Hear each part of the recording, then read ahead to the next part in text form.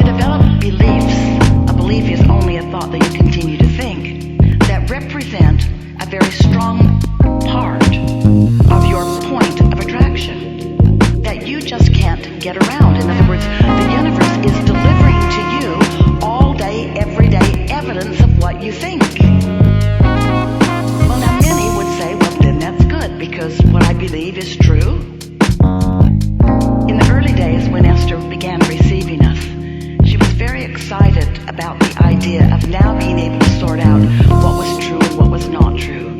And we said to her, Esther, it would be better if you would realize that when you believe something, whether it is wanted or not, it's only a practice thought that will keep proving itself to you. So the proof is because of the attention to it, not because there's some greater consciousness or greater good who is in agreement with this. There are all kinds of things that are true that you do not want to live and don't need to live.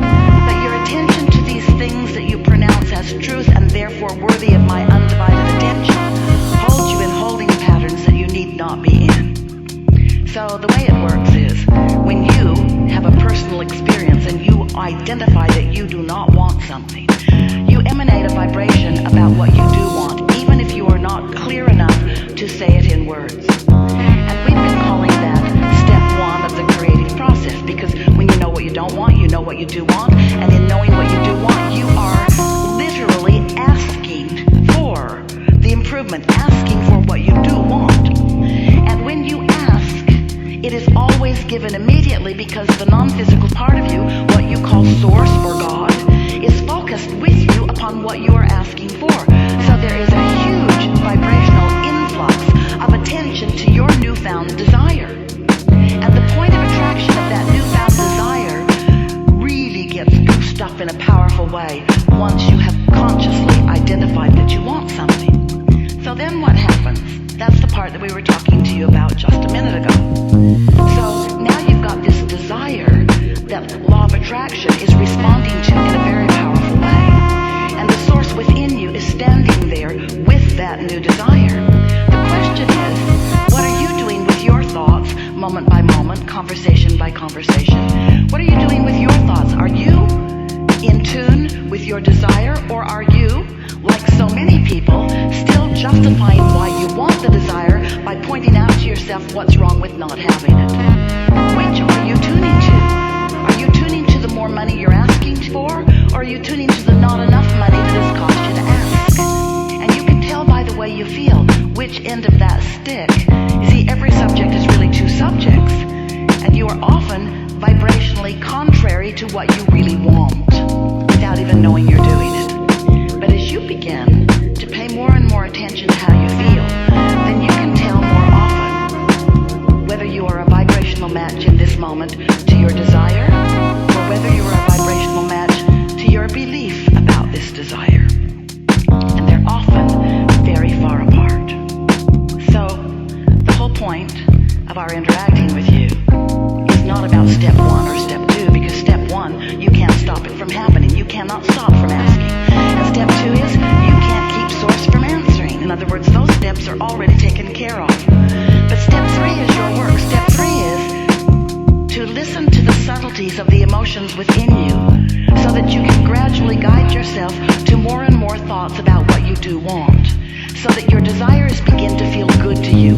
Remember how good a desire felt when you were little, before others convinced you that you were selfish, or that you shouldn't have it, or that you couldn't have it, or that you weren't going to have it. Wanting something in that open, fresh air of free-flowing energy, where the energy that creates worlds is flowing through you, is the most delicious form of life experience. To have carved out from your life experience clarity within yourself about what you want, and then to tune yourself to the frequency of that desire so that there's no resistance within you, is the best feeling state of being that exists. You call it joy or exhilaration, happiness. We call it satisfaction. You call it clarity. We call it satisfaction. You call it happiness. We call it satisfaction. You call it joy and appreciation and love, and we call it satisfaction, satisfaction, satisfaction. Because when you tune yourself to who you are, so that you are not affecting any contradiction within you, when you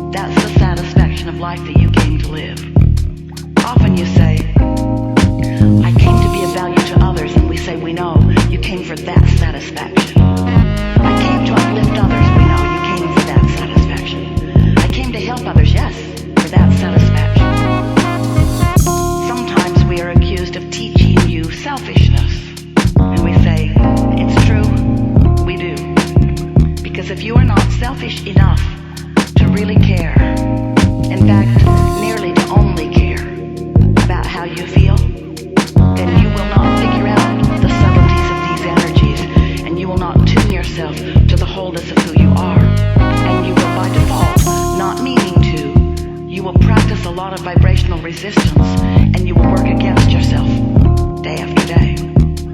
Imagine that you are a train on a very flat plot of ground, and that life shows you that you want something, and that's like putting a strong engine going in the direction of your desire. But then, when you think about your desire, you realize that you haven't accomplished it yet, or you remember that you haven't, or you think that you don't know anyone that really has, or you remember something that somebody told you about how you're not very good at that. And then you put an engine equal in power going in the other direction. And then you want it more, and then you doubt it more, and then you want it more, and then you worry about it more. And so you keep piling up these engines going in opposition to each other, and you put a lot of tension on yourself as you want it but, as you want it but doubt it, as you want it but don't believe it, as you want it but face reality. And that's the thing that we really want to talk about, because this reality that you are observing is really old news. Because once something is manifested, a whole lot of energy has already been flowed about it. And so anything that you are currently looking at, hear this, we've not said this to anyone as clearly as we are about to say it to you. As you look at the current manifestation, and think about it, every moment is a current manifestation, isn't it? It's a manifestation where you're perceiving, it's a manifestation where you are acknowledging something that is. You're seeing it and hearing it and smelling it and tasting it and touching it. In every moment that you are doing that, you are launching new rockets of desire. In every moment, there is resistance that you are observing, which is giving you the basis for the continued evolution and expansion that is you. Did you follow that? In every moment that you're alive and awake and focused in this body, there's something happening that is putting new rockets of desires in the vibrational mix, but it is also new resistance in the mix that is you. So just being alive and in this body makes you prone, and we love you so much for this very thing, prone to dealing with resistance. You just can't help it. It's a good thing, not a bad thing. It's the platform from which desires are born. You knew it when you decided to come. You can't get out of it. Stop trying. It's just the way that it is.